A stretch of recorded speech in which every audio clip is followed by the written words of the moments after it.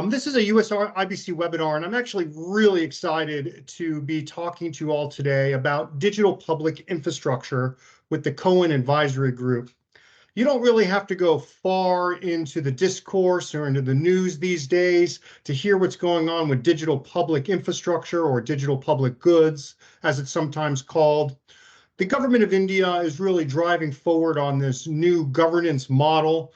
I don't want to steal anyone's thunder, but it's technology standards at scale, population scale, and really trying to remake public good using digital infrastructure. The government is looking to drive this forward in the G20. It's a new issue for the G20, and there's a lot of questions about what digital public infrastructure is, what it's used for, and why.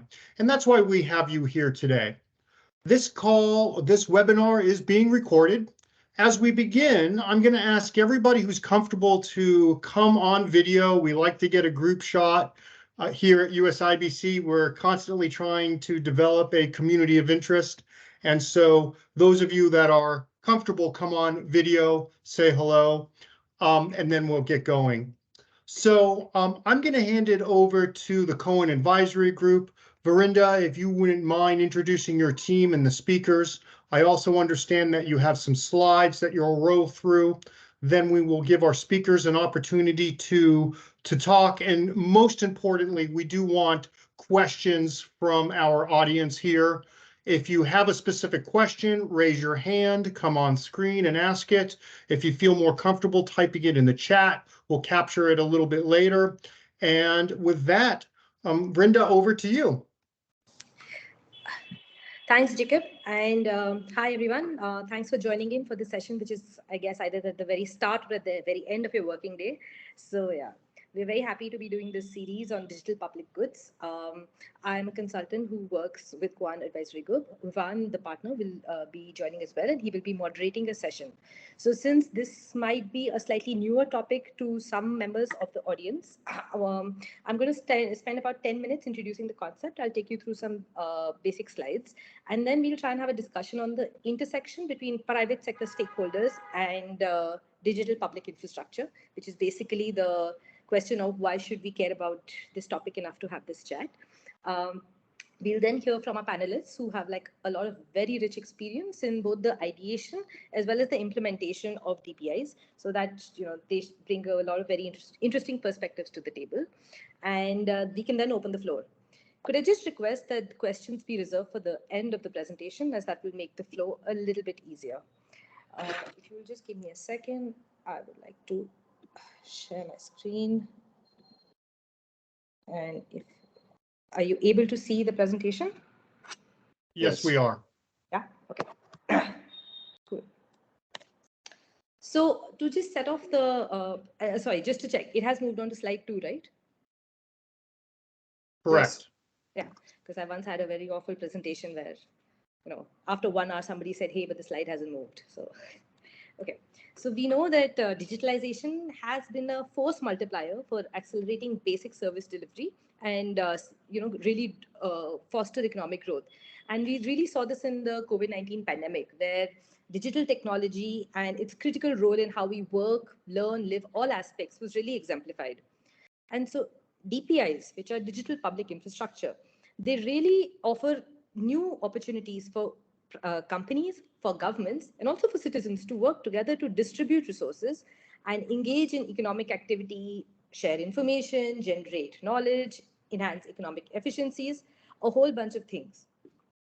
And the purpose of this talk is to sort of highlight some ways in which that can be done. They can be defined as a set of shared architecture, which is backed by interoperable and or open standards and frameworks, which enable access to critical public and private services at a population scale. So, of course, some parts of this definition stand out a bit more, and which we want to focus on a bit more, which are the interoperability the interoperability aspect, as well as the aspect of population scale. So here we're really talking about not just siloed services, but which can be much broader. So simply put, a public or a private intervention based on DPIs, it involves breaking down a large problem into its constituent parts, and identifying necessary conditions to solve such problems. So you're really trying to think of it as like the really base layer or the Lego bricks, which can be used to build up like a flourishing economy. Uh, We're now DPIs, joining the meeting. sorry. Okay. DPIs can have a spectrum of ownership. They can operational or business models. What is important to remember is they're governed by principles to drive development and innovation, and they depend on both a technological and an institutional framework. We'll dive into these two sort of frameworks in just a little while. So I will go into more detail maybe a few slides later. Typically, they consist of we can think of them as having a foundational horizontal use case. We can think of them, some examples are, say, digital identity or consent-based data sharing systems or a payment systems. These are the three which are widely recognized as the most broadest categories of DPI. And on the screen, you can see some key examples of that as they have been implemented in India. You can also see DPIs from a vertical perspective, where some critical sectors we can see DPIs stacked on top of each other to drive solutions. So whether it is healthcare, education, or agriculture, the solutions can be plugged into each other to drive the benefit for the businesses. And before I talk about before I talk about identity, which is, I know, the key part of our presentation today and our discussion today, I'll just spend maybe like a few minutes talking about the design principles for DPIs, as that is also one key aspect that we wanted to discuss. Like, how exactly should we be, when we think about DPIs and designing them, there's a few things to keep in mind. So the first is that a DPI must have universal access and user empowerment. What does this mean? It means that by design, it should be non-discriminatory, should not exclude people. Particularly, we are looking at disadvantaged sections of society. So what form can this take? This can take the form of user-friendly interfaces. It can take the form of multilingual access. It can take the form of multi-channel access, whatever the local context deems necessary. A DPI should promote open innovation.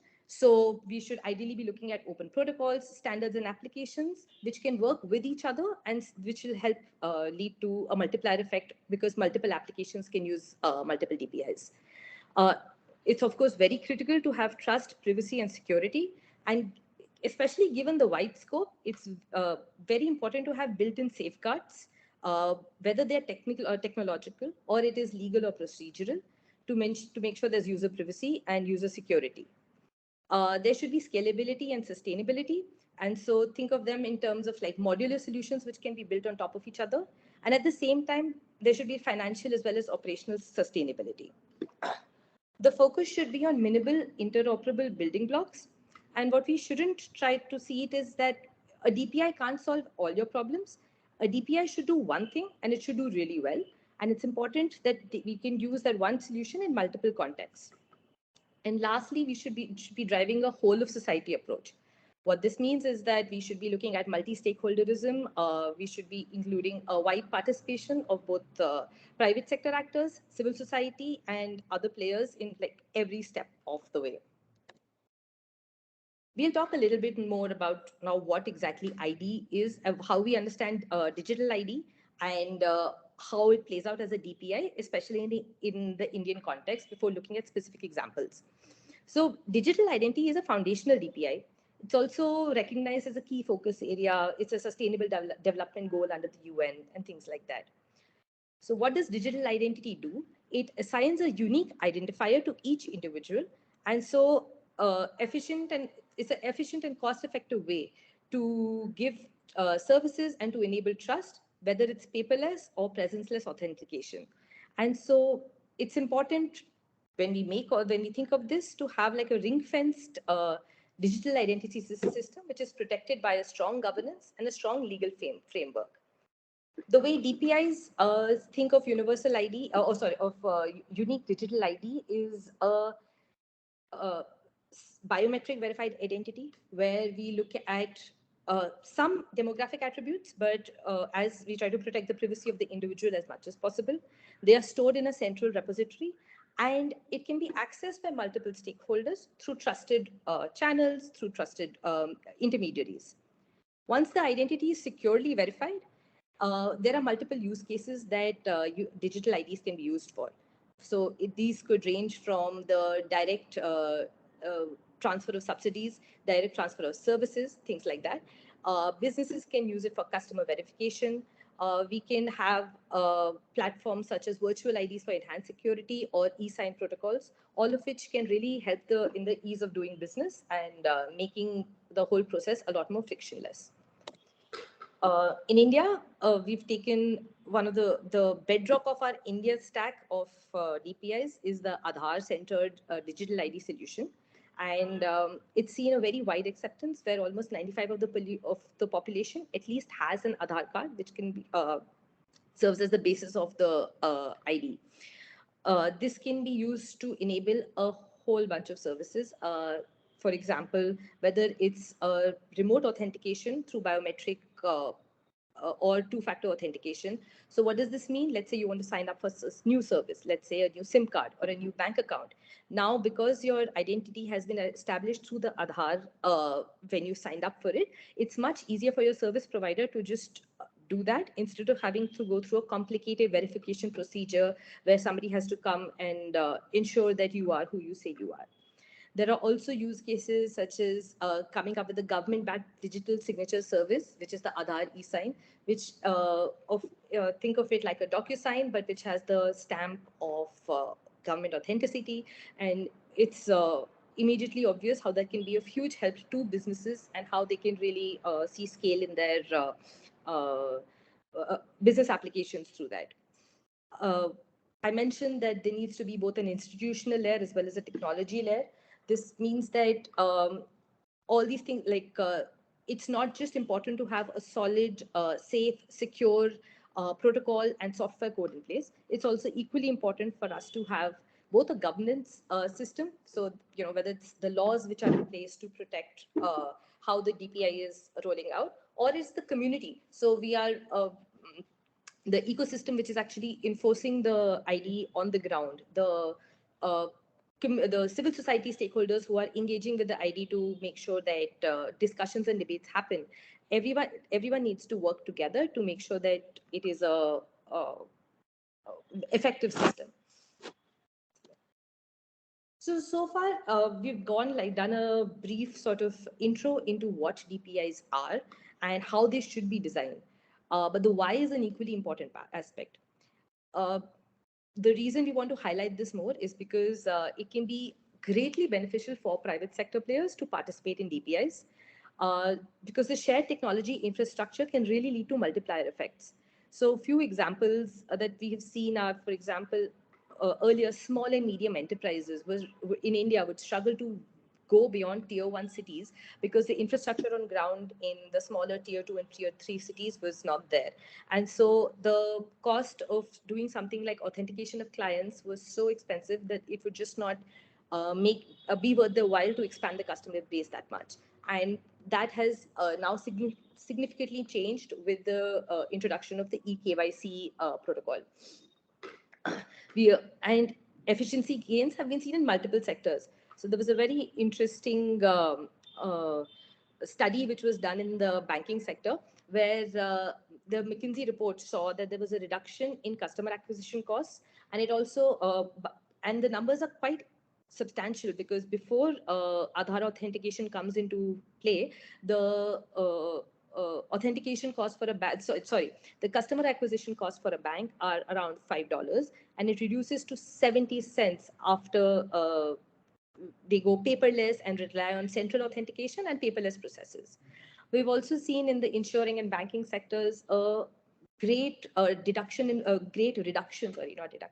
in fraud cases because there was a lot of because of all the inefficient systems that were in place, and people were a number of accounts were made which were not backed up by real people. There was a lot of financial fraud taking place, especially in the rural banking sector. We've seen significant reductions post the introduction of the Aadhaar authentication. So on the screen, on the table, there's a bunch of services that it's again very evident to see how businesses can build on top of these and try and get the efficiencies in scale. And in fact, they're already doing so. We analyzed the data from the UIDAI database, and we looked at the breakdown of authentication user agencies, or AUAs. AUAs can be either government, public, or private legal agencies, which are they use Aadhaar authentication and of the UADI, and they send authentication requests so that business functions can be enabled.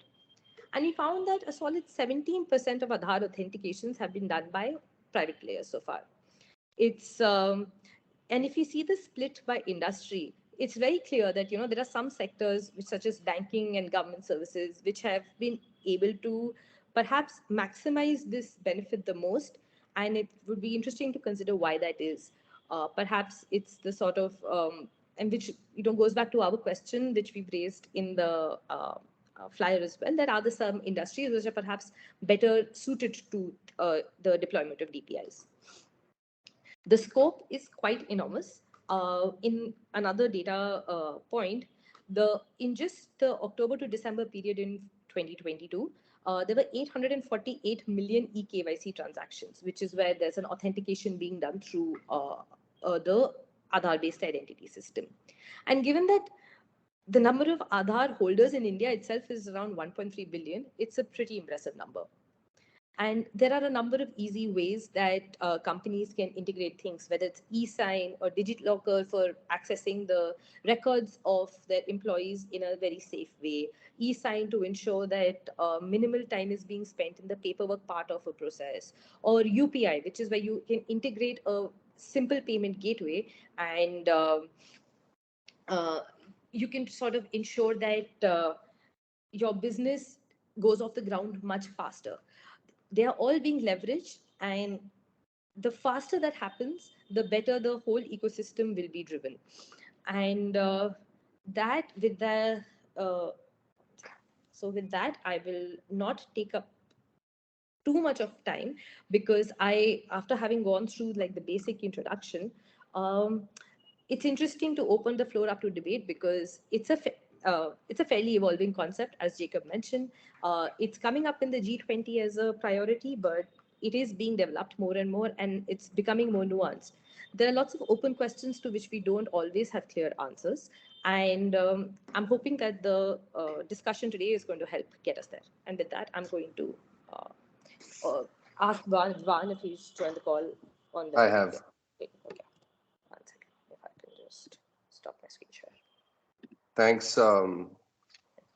I wonder if Jay even recognizes when you call him Jacob, or does he does he look for someone called Jacob in the room?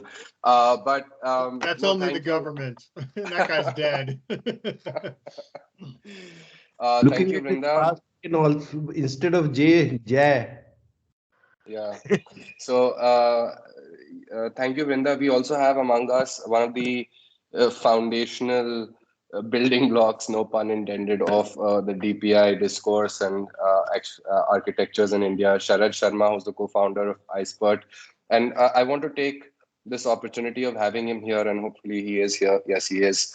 Sharad, this is a group, obviously this is a group of business people and some of the largest companies operating between the US and India and other shores as well. And I think one composite question that I can throw to you, which relates to both private sector incentives as well as some of the design principles that Vrinda was talking about, is that, look, sometimes design principles themselves can compete. I mean, you don't even know how a principle like interoperability will eventually maybe compete with another like security by design, or a principle like, creating something that has a universal use case compete with something like a vendor lock-in or whatever in the future. So in the case of technology, these questions are hard to answer, and sometimes design principles and tend to bake in answers that we may not have anticipated. And this is something that I think worries industry, and it's worth addressing. And the corollary to this is, should industry be worried at all, or look at this as an unprecedented opportunity with and if so, what are those sort of design principles or the ethic with which this is being built out that should engender that trust between industry and this concept of DPI, so that actually the industry, which has an all critical role in promoting adoption, really becomes an equal partner in this exercise, if not the first, the progenitor of DPIs in the future. So over to you, Sharad, for all those questions. Can you unmute, please?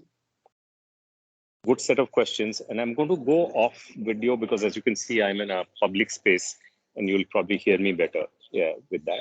I'm happy to be back here, although it's after many, many years. I've been part of your group, way back in 90s with AT&T, Lucent, and then Yahoo and Veritas and stuff like that. So I'm happy to be back. I have a sense of, what your concerns are, and I will try and address them as honestly as I can. My limitation is that I have to jump off the call by 8:15, so I don't have so much of time. So I'll request you to, ask whatever questions like that. But I'll start with a very, first of all, congratulations to Vrinda for an excellent presentation. And I saw references to Sanjay Jain and ACM article and all. So, there's stuff from iSpirit in that a lot. So I can take the liberty of simplifying it in a way that may not kind of mush up the content. So first of all, I want you to see this in the historical narrative. If you go back in time after World War II, the US decided that having a good interstate system is a public good, is a public infrastructure. Good road infrastructure is public infrastructure. And transportation is generally accepted to be public infrastructure. Some of you are here in Bangalore, the airport, Bangalore Airport, Delhi Airport is public infrastructure. It is privately provisioned public infrastructure. But Pune and Chennai are publicly provisioned public infrastructure. So I just want to introduce a definition first, that public infrastructure can be of two types, privately provisioned and publicly provisioned. Now, if you go back to telecom network, our fixed line used to be publicly provisioned public infrastructure, and mobile is largely privately provisioned public infrastructure, right? So now when digital came around, there was a lot of discussion saying what digital infrastructure needs to be public infrastructure. For example, should cloud computing infrastructure, which is digital infrastructure, should it be public infrastructure? The answer is no, right? But should flow of people, flow of money, flow of information be mediated? The rails that mediate that, should that be public infrastructure? The answer in India is yes. Is that generally accepted? I would say, let me explain what parts of it are generally accepted. The fact that digital identity, authenticable identity should be public infrastructure, everybody accepts it. It's not controversial at all. Doing it well is not easy because you don't want it to become an authoritarian system. This is why Aadhaar went through 3 Supreme Court cases, because in all of them there was a common refrain. Is it changing the balance of power between citizen and the state? But if that can be addressed, and that has to be addressed in every country, there's no debate that digital identity should be public infrastructure. The second one, should fast payments be public infrastructure? The answer to that is less clear. When UPI was launched in August 2016, UPI was the first payment system. At that time, the prominent payment systems were two Chinese ones, WeChat and WeChat Pay and Alipay. Then there were Visa, MasterCard. They were all private infrastructure. So the fact that India took a path of making payments public infrastructure was breaking new grounds. And there was a fair amount of controversy around it at that time. That controversy has mostly died. And if you're familiar, the Bank of International Settlements, Augustine Carsten, gave a statement yesterday that you should think of it as global public infrastructure. because being able to have frictionless payments is good for everybody. You can innovate on top of that instead of innovating in, to make that happen. Now, India did something very unusual though. It said, although UPI shall be public infrastructure, it will be privately provisioned public infrastructure. And, as you can see, it is hard to do. There are benefits of doing that. Private airports seem to be fancier and better run than public airports. But there are issues of monopolization that come in. That's why people are worried if all Indian private airports are run by one player, is that a good thing? No, it's not a good thing, right? So there are issues that come in when you run a public infrastructure as privately provisioned. But India took that leap. And obviously, I don't need to tell you, it has done a good job of that, and UPI is thriving at this time. Similarly, DEPA, Data Empowerment and Protection Architecture, which is the rails for sharing personal information, is public infrastructure, but it is privately provisioned public infrastructure. So now the question that we have to ask is, having a narrow definition, where this foundational infrastructure is public infrastructure, is this a good thing or a bad thing? And I would submit to you from a company's perspective, on the whole, it is a good thing. Why is it a good thing? Because it reduces your cost of transactions. And if India can do a good job with its transportation infrastructure, then you have low logistics cost. And it has actually done a good job of its telecom infrastructure, so you have low communication costs. And if it does a good job of your digital infrastructure, public digital infrastructure, then you will have low digital transaction costs, right? Which is what Vrinda alluded to when she said 845 million people have done eKYC. So this is one way to think about it. Now, of course, if you make everything a public infrastructure, is that a good thing? The answer is no. So therefore, the definition of public infrastructure has to be narrow in scope. And the India model says that only the foundational public infrastructure is India's view is that should be definitely, there's full clarity on it. There are many other aspects of it. I know, Mr. Garg can tell you when DigiLocker was never meant to be in this form where there is only one provider. The DigiLocker system, DLS, actually envisaged many providers. But the first provider, which is CDAC, you can say did such a good job or whatever, that no other provider came on, right? And that's become a government monopoly, which was never meant to be. And so therefore, there is a view that other types of infrastructure that we have may or may not be public in nature. So we must have an open discussion about that.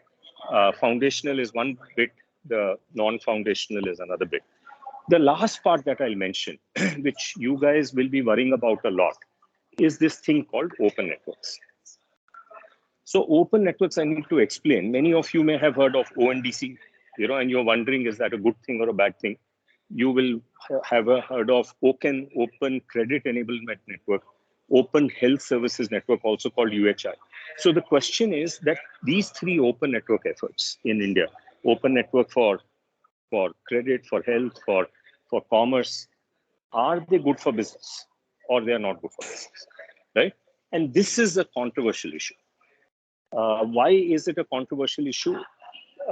Is because open networks does reduce the enterprise value of the companies playing in that space, right? So there is a case to be made that if that was set up right from the beginning, it's not an issue, but if it's being changed, the rules are being changed later, is that fair? So let me give you an example. The best example of an open network. So first of all, what's an open network? Open network is a principle that says that if you have an intermediary, that intermediary should be either a buyer's agent or a seller's agent. Why? Because if it's both people's agent, it is neither's agent. And in a role regulatory environment, regulating that player becomes very difficult. So let me give you an example. When you buy a ticket from Make My Trip or Clear Trip or Yatra in India, they are your agent. You pay them a convenience fee. When Akasa Air comes and becomes a new airline in the country, they have an obligation to do a technical integration with these systems. But once they do a technical integration, then all these systems are required to show you the options. So if you key in and say, I'm looking for a flight from Mumbai to Ahmedabad, they have to show the Akasa airline choice, if there is one, if there is a flight that day. And they have to show it. Now, whether you pick it or not is your choice. So therefore, people say, look, I don't need to be friends with Make My Trip, because whether I'm friends with Make My Trip or not, whether I pay them anything or not, they will show my option. So therefore, they make money only from the passengers. They don't make any money from the airlines. Now, this is different for holiday packages. I won't go there. But this is an example for just airline travel. The OTAs are agents of the passengers. They're not agents of the airlines. Similarly, we have net neutrality. So therefore, an ISP is an agent of the citizen, not the agent of the content provider. So they make money only from one side. They don't make money from both sides. If you make money from both sides, then of course you are better off. So the enterprise value of, let's say, Swiggy and Zomato is higher on a unit GMV basis than it is for Make My Trip. So the fact of the matter is that the Make My Trip, for the same amount of business that it does, since it can only charge one party and not both parties, it is less valuable as a company than Swiggy and Zomato is. Now, this is not a problem for Make My Trip as long as the rule is consistently applied to all players of the OTA industry, because this is what the rule was. That's how they entered the industry. That's how the industry operates. But now if you retrospectively change that rule and go to Swiggy and Zomato and say, hey, you aren't able to charge on both sides, you can only charge one of the two sides, then their enterprise value will fall. And therefore their VCs will say, hey, that's not fair. I invested on a certain assumption and that assumption is not true. So therefore open networks is easy to deploy in white spaces. So open network of credit for cash flow lending is not a problem because that's a white space. It is not being serviced. Cash flow lending is very new. For health, for the type of health services it's going for, it's not a problem because that's again a white space. In commerce, in digital commerce, there is an existing industry. There is a Ola, there's a Uber, there is a Zomato, Swiggy, there's a Amazon and Flipkart, and many of these are your members. So therefore, they have a penalty to pay when open networks comes in, and I can see that you may have, all these questions related to that. And I'll see if any of this makes sense and if you have any questions for me. Jay, I think you have something to say. Yeah, I know at the top of the hour, we said we would wait for questions, but since Mr. Sharma needs to leave, maybe we can open that up to the members writ large. If you have any questions for Mr. Sharma, raise your hand or type it in to the chat. But sir, I do have an initial question for you. Just as an observation, there's a couple of different elements that are coming together when you talk about digital public infrastructure. One is clearly that the technology, which to a certain degree is a standard or standard essential patent or however you want to describe it.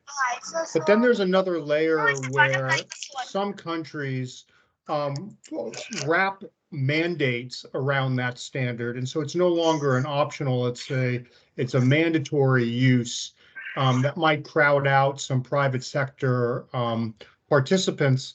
And then there's the secondary concern that some governments may actually then select a national champion. So if you were to take something like the SWIFT banking system, which is a European banking digital public infrastructure, right? There are alternatives to it. It's not mandated, nor is there any governments that are championing it. And so as India starts to consider digital public infrastructure, I think one of the concerns is not necessarily the technology in and of itself. It's about some of the mandates around the mandated use and then selection of national champions that then might crowd out private sector. What's your just general, response to those sorts of concerns? Over to you, sir. So Jay, these are very legitimate concerns, and I'll build on what you're saying, and I think it is very important to avoid those pitfalls as we go forward. So let me explain. So what you're seeing with the foundational digital public infrastructure, as I said, flow of people, money, and information, the analog of that is actually 1992. The first time I visited Sweden as an AT&T employee was at that time, to see the mobile system working there. And, I wasn't the only one. There was a whole, everybody in the world was getting to Sweden to see that. And by mid-90s, 95, there were over 50 countries that had decided they wanted a mobile system in their country. In fact, India got it, if you remember, in late 96, early 97. And at that time, people had to make a call. They knew right away that, that's a sparse country. I used to live in New Jersey, and New York is a congested place, and therefore the network design will not exactly be the same. But you also have to decide whether to use GSM or CDMA or TDMA. And you remember India decided GSM, Korea decided CDMA, the US said, hey, we're not going to make a call. And Verizon made a call on CDMA, AT&T on TDMA, and the predecessor of what T-Mobile is actually decided on GSM, right? So that was a call. Then you had to make a decision on what spectrum, what frequency bands. You had to make a decision, how will you give a license? Germany and Italy gave beauty contest-based licenses. India and UK gave auction-based licenses, but the Indian license ended up being, on revenue share, and the UK license was an upfront payment, right? And so, the fact that you will take a concept, even a simple concept like mobile telephony, which is privately provisioned public infrastructure, and how it will land in a country requires many decisions to be taken. And some of those decisions can be bad decisions. Now, I would only say that some of the edge cases that you're talking about, which is that we prematurely declare a national champion. We've done that in the past with ECIL, C-Dot. C-Dot was born 31 months before Huawei was born. And that was obviously not a great idea to call it a national champion right away. ECIL never lived up to its thing of being a national champion. So either naming private players as national champion or public players as national champion is not a good idea. The model to follow is what Japan did with optoelectronics, or what the US is currently doing with space transportation. It is quite clear that SpaceX will be the national champion. But look, there were 10, 15 years where Boeing, Lockheed, and others could compete for that slot before it became obvious as to who would be the national champion. So good practice dictates that you don't pick national champions, early. At least even if you pick them, you don't pick them early. And you are absolutely right that it can lead to monopolization. If all our airports are run by one company, that's not a good thing. We have to avoid for that in privately provisioned. So there are many ways to go wrong with this approach. But generally, if it happens well, I think it is a plus for everybody concerned. And I would submit to you that I think it is quite remarkable that today India is in this situation where Sweden was in 92, where again I can give you a list of 50 countries which want to replicate this foundational digital infrastructure that I talked to you about in their own countries. They'll not do it exactly the same way India did, the same way that mobile telephony of Sweden was different from the way it was in other places, but the principles will be relatively the same. And if you learn how to operate in this world, then it is going to be very beneficial for you to do it in other places as well. Because in all of these places, it will foster innovation and reduce your transaction costs as you go forward. So be vigilant, but embrace it, at the same time. That is what my suggestion. Sharad, before you peel away, there's just one quick question from Venkatachalam. Sure. Which is, what is the expected role of decentralization and blockchains and Web3 in the landscape of DPI evolution? I know a lot of us care about this, so just 30 seconds on that before you go, please. So if you go to our blog, you can see something called Badal, right? And you will see some of the details there. But to give you a kind of a very short version of this, is that this whole blockchain thingy has 6 concepts in it. It has everything is public, permissionless, proof of work, right? And there are other 3, that is programmability, immutability, and zero knowledge proofs. The first 3, at least in iSpirit's view, are not going to be heavily used in India. We'll not use proof of work. We'll use a form of proof of stake, which is going to be very Indian. And it will not be entirely permissionless, and everything will not be public because of privacy reasons. But it will have programmability, it will have immutability, and India is doing a lot of work, at least iSpirit is doing a lot of work, on to bring low computational zero knowledge proofs in place in a large way. Now, why is this important? Because we are trying to hack a problem. The hacking a problem is that we want to make B2B commercial contracts enforceable in code rather than in courts, because they're not being enforced in courts. Unless they're large contracts, it doesn't make sense to take them to courts. So unless there's a judicial reform, this problem is not going to go away. So there's an opportunity to resolve this problem in public infrastructure, but public infrastructure of the type that I described to you, which is Badu. Thank you, Sharad, for all the time and the clarity of thought. Appreciated as always. We can turn over now, I think, to Sandeep, who is here from Microsoft, is very kindly obliged to speak on the subject as well. And I think, Sandeep, you're already pre-committed on DPIs, given your CEO's exuberance around it. But are there any? Sandeep, speak about DEPA. We'll appreciate if you can talk a little bit about that. And so I'm going to take leave. Thank you, guys, for inviting me. Thanks, sir. Take Thank care. you. Bye. Yeah. Bye. Thank you, sir. Sandeep, just a quick couple of questions for you. Are there any, firstly, rebuttals to what Sharad has said, or do you accept it all? Are there some, I think, in particular, out of the questions that Vinda posed, I think the most interesting for you are some markets more suited to DPI adoption than others? I think Sharad indicated part of that answer.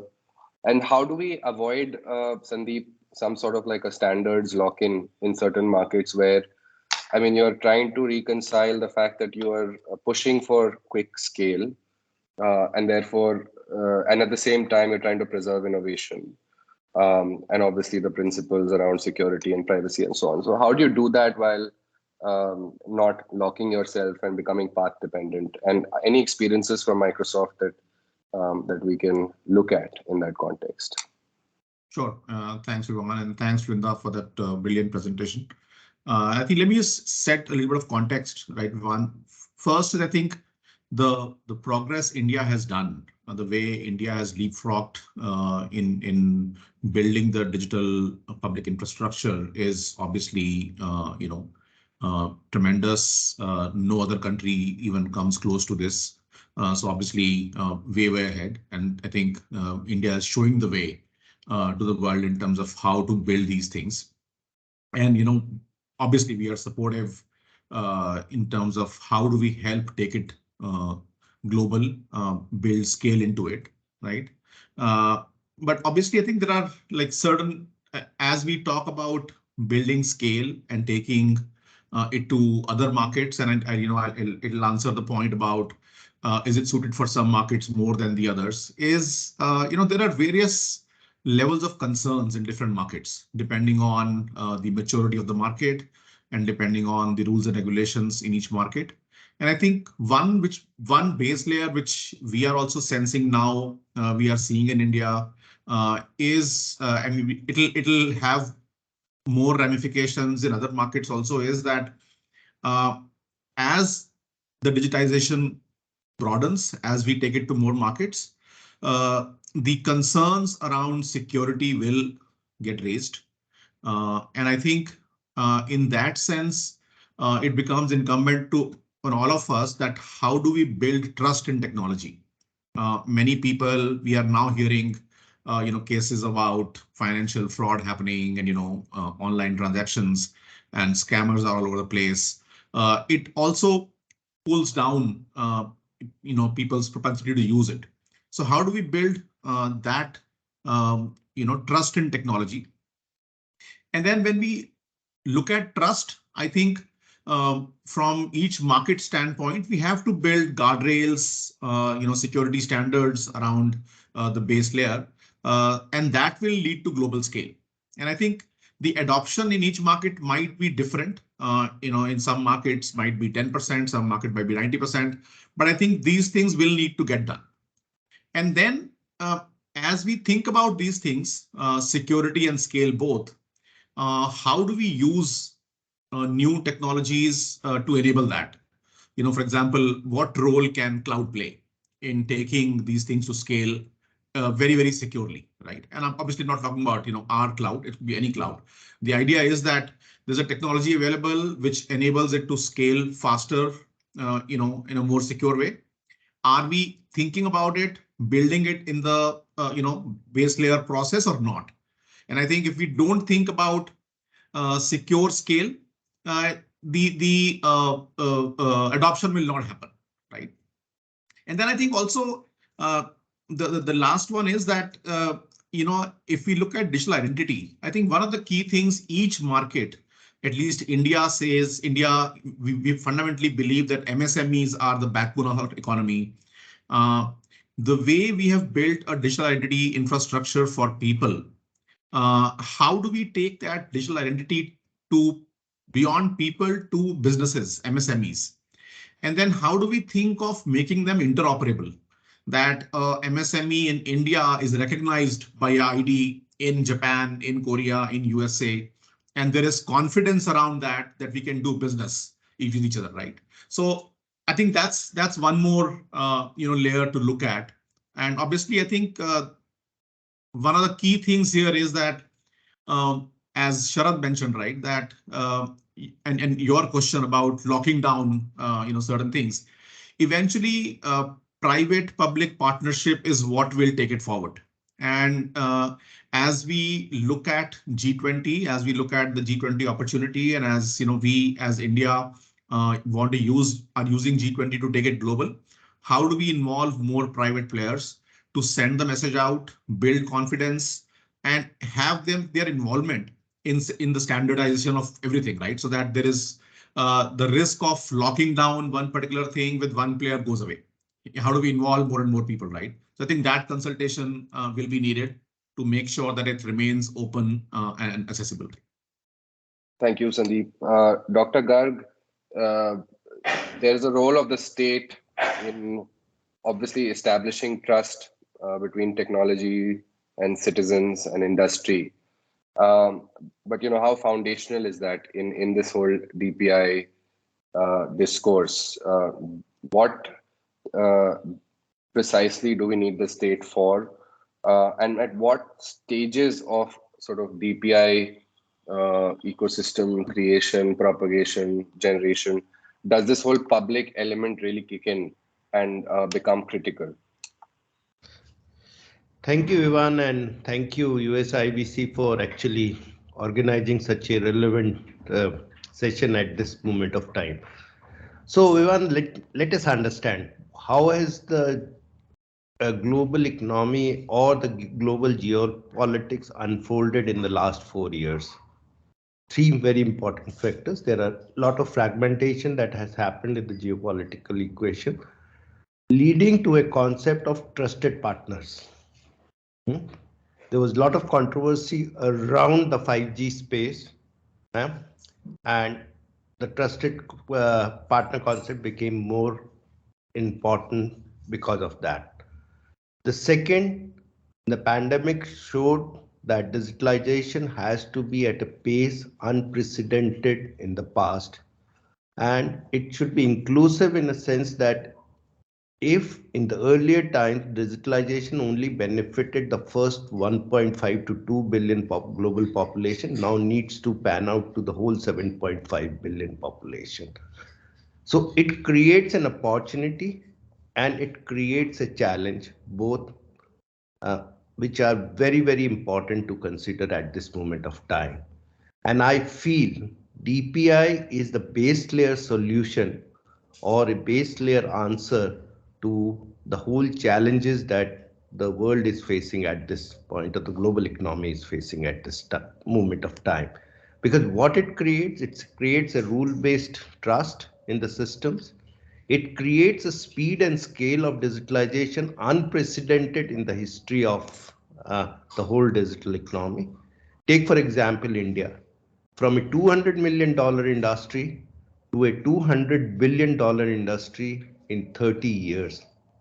But in spite of having centers of three of the top 500 companies in the world, 380 having GCCs in India, but the local adoption of digital was absolutely low prior to the DPIs came into picture. And they changed the whole course of the whole dynamics. And we actually were able to reach the last person on this in India, and that too in very, very challenging times of the lockdowns that happened during the pandemic. So DPIs have the strength to actually create a scale and speed for digitalization to happen, create unprecedented opportunities for the private sector to ride on the fundamental rails. I again reiterate the fact that Sharad already said that everything and anything doesn't have to be DPI. They have to the base layers on which the digitalization ecosystem builds on, and that's what I think the Indian concept is. The second important thing to understand is that it has to be rule based, it has to be inclusive, and it has to be standards driven, where everyone and open standards driven and where all can participate in the process of digitalization. And that's what is the basic concept of the DPI ecosystem that we are building. The third very important thing is that if data is going to be the future benchmark for how are we able to use digital for solving problems for all other sectors of economy, then how do we provision data in a sense that sovereign data sovereignty is maintained at the basic principle that it doesn't belong to the state. By this word sovereignty, I say that it doesn't belong to the state, but it belongs to a certain entity, but is a shareable concept. No IP system in the world has been able to solve this problem. Copyrights are not a way to go about uh, setting up ownership rights.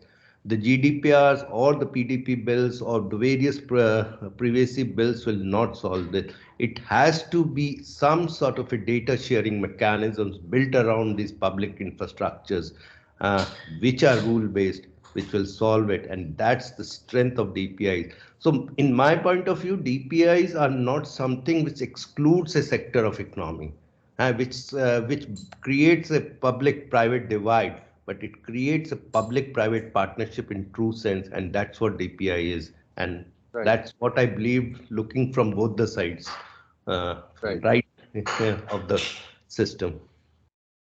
Thank you, Dr. Tag. Is there any question at this juncture? Because I don't think we have too much time left. So I will not wax eloquent on what everyone has said. In case there are some questions in this room, please fire away.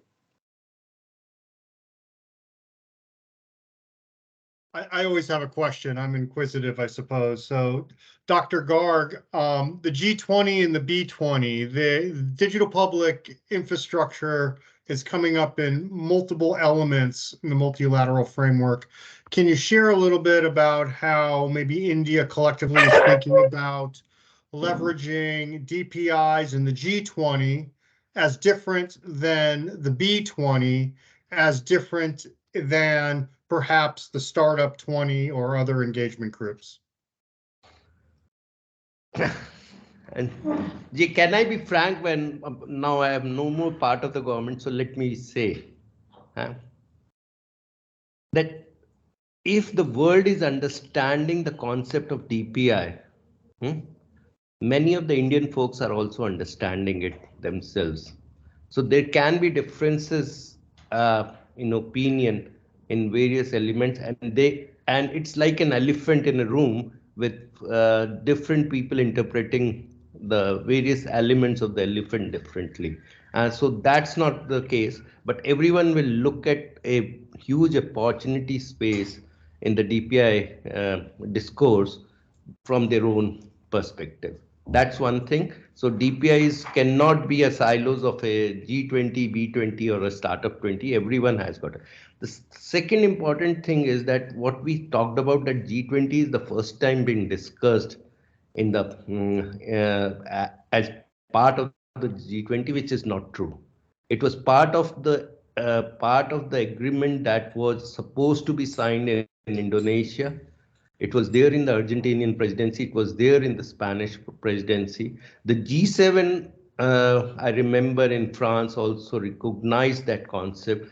So I don't think, and one has to bring a clear amount of difference between DPGs and DPI. DPGs are shareable goods, but DPIs are base layers of digitalization, and that difference, if we can drive it, it creates a huge opportunity. And right now, the market is limited to 2 billion people. It creates an opportunity for a market to open to the whole 7 billion plus population of the world. Huge opportunity space it creates. Thank you, Jay. I don't think, and Dr. Garg, there are no more questions. I think we've managed to cover a fair amount of ground in this last hour. So Jay, thank you for giving us the opportunity. And as you mentioned at the outset, we're going to try doing a couple of more of these and focus on different aspects each time. I think there's a very interesting emerging tech dimension that we should explore. That we sort of scratched the surface of. I think it's very interesting that I don't know if Sandeep has yet patented the secure scale concept, but that's also something that I think we need, that deserves greater discussion. I just thought about it. So there are all of these open threads that we hope to pick up on next time. Yeah, thank you once again, and USIBC for giving us this opportunity. Great. And let me give a vote of thanks. I want to thank the Koan Advisory Group. This was quite illustrative. I think it helps us shape the narrative. We want to continue to understand this and dive deeper into various segments and technologies. Let me specifically thank Vivan Sharan, Vinda Maheshwari, Mr. Sharad Sharma, who's no longer with us on this call, my good friend, Dr. Garg, and of course, our great member and friend, Sandeep Arora from Microsoft. We will share the slides. We will share a link of this video. And if there's any topics or questions that you'd like us to raise in future iterations, please let us know. Until then, and with that, I want to thank everybody around the world who's listening in the United States. Enjoy the rest of your day. For those of you in India and outside into Asia, thank you for your time and staying up so late.